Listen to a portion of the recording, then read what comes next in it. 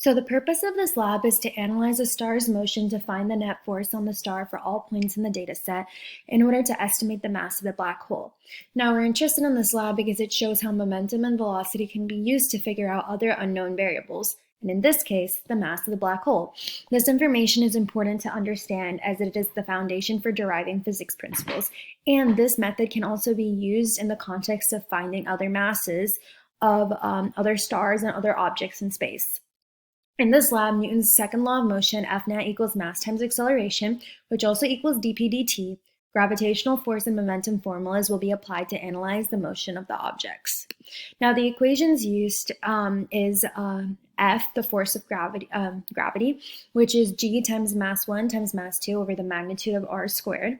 F net equals mass times acceleration, which is also dp dt. Now, dp dt equals dp dt times F perpendicular plus dp dt times F parallel. Now the gravitational constant is 6.7 times 10 to the negative 11th. The mass of the object is 2 times 10 to the 30th, and our time interval is 1 day, which is 86,400 seconds, which is the SI unit. Now the computational model. So as we can see, if we're taking a look at my code, I changed the seed to my email. And then we don't change any of this. And as you can see, the gravitational constant is updated to 6.7 times 10 to the negative 11th. The mass of the star is updated, and delta T is in SI units. Now, P initial is momentum, so it's mass times initial velocity. P final is mass times initial final velocity. And then delta V is the change in velocity, and delta P is the change in momentum. Now, dp dt is delta P over delta T, and F net, as we mentioned before, is dp dt. Now, to calculate dp dt parallel, which is a portion of F net, what we have to do is we have to figure out P hat, which is P initial over the magnitude of P initial, which is a unit vector. And the magnitude of d mag pdt is the magnitude of the P final minus magnitude of the P initial over delta T. Now, dp dt parallel ends up being d mag pdt times P hat. Now, F net parallel is dp dt parallel, and in order to determine the F net perpendicular, all we have to do is subtract dp dt minus dp dt parallel, because as we mentioned earlier, F net is just F net parallel plus F net perpendicular. Now, to calculate the mass of the black hole, it's the magnitude of F net, which we already derived, times the magnitude of the star's position squared, divided by g, the gravitational constant, times the star's mass.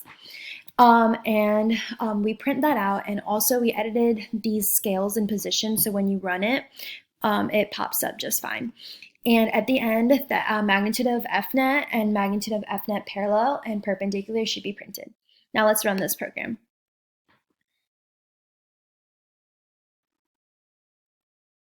And this is how it's running, and these are all the different variable masses. And then, as you can see, at the very end, it's going to print our magnitudes. Okay, so the F net magnitude is 8.35 times 10 to the 28th. The F net parallel magnitude is 2.47 times 10 to the 28th. The F net perpendicular is 7.99 times 10 to the 28th. And if you take the average mass of everything that was given from the computational model, it was 1.05 times 10 to the 34th. Now, the data the computational model yields is the mass of the black hole and the net force. The F net parallel and perpendicular should not add up to the net force because it is the magnitude. The mass also fluctuates because dp dt is changing constantly, therefore causing the net force, gravitational force, and the distance to change as well. Now, to improve prediction and data agreement in the future, we could attempt to use different models with varying initial star masses and analyze the same trends for consistency. Now, some what-if questions.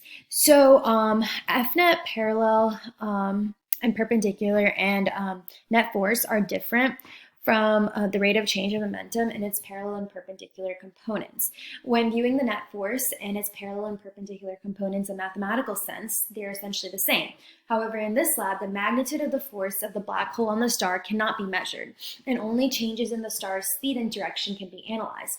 Therefore, momentum can be calculated and used to find dp dt, which ultimately allows to calculate the force. Now, another what if is imagine the black hole whose mass you found was removed and a different black hole was placed in the same location. And assume the motion of the star is unchanged and is only affected by the gravitational force of the new black hole. Could you tell the difference? You cannot tell the difference as the orbit of the star is dependent on gravity. And as long as the motion remains the same, the force will also stay the same. So when you find the mass, because the parameters do not change, the mass would be the same as the original. And for future improvements, you can also take into account any other forces in space that cause a change in FNet to make this computational model more realistic.